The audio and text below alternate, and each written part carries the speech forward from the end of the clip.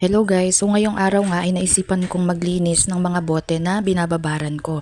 Ito guys ay binibenta namin ng 140 pesos. Kapag po yung mga customer ay gusto pong magpa-refill ng kanilang mga favorite scent, ayan po kapag nakapili na sila or may nagustuhan na silang scent ng pabango sa amin, ayan po pwede na po silang magpa-refill. Dinadala lang po nila yung kanilang mga empty bottle tapos po pinapalitan ko po yun siya ng malinis na bote. So ito guys, nakalinis ako ng mga 4 na bote and binabanawan ko na lamang ito siya. After nun guys, papatuyuan ko lamang and ready na tayo para mag-refill. After nga nun, mga tanghali, may dumating akong parcel. So ito yung inaantay ko pa nakaraan and may i-stock na naman po ako or may ibibenta na naman ako sa ating mga customers. So kunti lang naman ito siya guys. Ang binayaran ko lang naman dito is 1,040 pesos. So J&D yung gamit nating courier, yun po. So ito po ay binayaran ko lamang through GCash dahil hindi pa ako nakakapag punta sa bayan or nakakapag-withdraw. So pinambayad ko na lamang ay GCash guys. Total palagi namang may laman yung ating GCash. So ayan nga si Teddy at excited din siyang tumingin ng mga bagong dumating na items. Isa na dito guys yung in-order kong permanent marker. So ibibenta natin ito siya ng 5 pesos each. Tapos po 50 pesos naman kapag per box naman. And meron naman tayo ditong Band-Aid. Ayan po, per box natin to siya ibebenta for only 25 pesos. Mura lang guys yung benta ko kasi mura lang din yung kuha ko sa ating supplier. Nakahanap ako sa Shopee ng murang supplier. So ito naman 100 pairs po ito siya ng chopsticks kasi may chat sa akin minsan na naghahanap ng chopstick. So nag-stock na tayo. Meron din tayong thank you sticker na dumating. Binibenta ko po yan siya ng 25 pesos. And ito pong lunch bag. Ayan po ay ibebenta naman natin ng 50 pesos each. Ayan po. So sa mga ka-office mate ko, sigurado akong magugustuhan nila ito siya. Next naman, ito na lang yung mga natira guys. Ito ibebenta natin ng 15 pesos. 3 lang ang binili ko. Tapos 3 box din ng Mongol number 2. Yun po ay tag 50 pesos ang benta natin. At saka itong 3-in-1 towel. Medyo maliit itong nabili ko guys. So ibibenta ko na lang siya ng 50 pesos.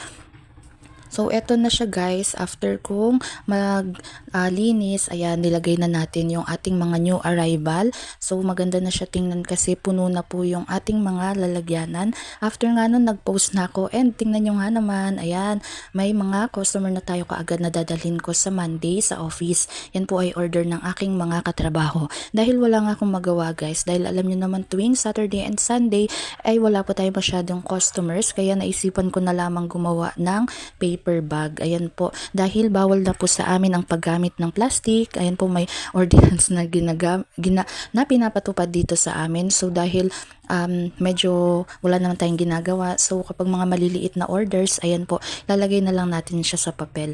Ito guys yung ginagawa kong paper bag. Mga scratch na lamang po ito sa bahay. Ayan, yung nakikita nyo palang color brown, yan po may nag-order na sa atin ng thank you sticker. So sana pala dinamihan ko na yung pag-order. Yan po.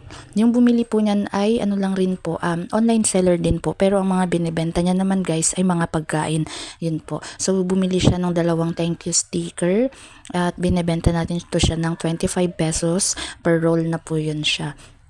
Eto guys, ganito lang yung ginagawa ko nga pala sa ating paper bag. So, kailangan lang natin ng scratch na papel. Tapos, yung mga hindi nyo na ginagamit, ayan, kasi tinuturuan tayo dito na mag-recycle. Yun na, wag laging gumamit ng plastic. Actually guys, dito sa amin ay limited na talaga. Kapag namimili kami is, eco bag na yung aming ginagamit. Ayan, hindi na po masyado yung mga plastic. Eto nga pala yung sa, kung mapapansin nyo, may nagamit pa rin akong plastic. Yan po ay pinapaubos ko na lamang po. So, wala na rin po ako mabilihan dito sa bayan ng plastic kasi nga bawal na mamumultahan sila. And ang ginagamit na lang namin, gaya nga ng sabi ko kanina, ay eco bag na lang at saka papel.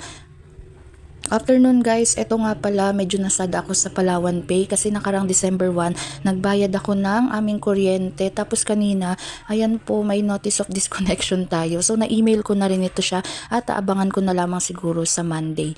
Afternoon naglagay lamang tayo ng mga price dahil hindi pa dumarating yung aking tag price, papel na lang muna yung aking ginamit para alam din ni Mr. Suplado kapag may pumupunta po ditong mga customers yan kasi may pumupunta rin pag wala po ako. Yun lamang po ang aking update. Thanks for watching.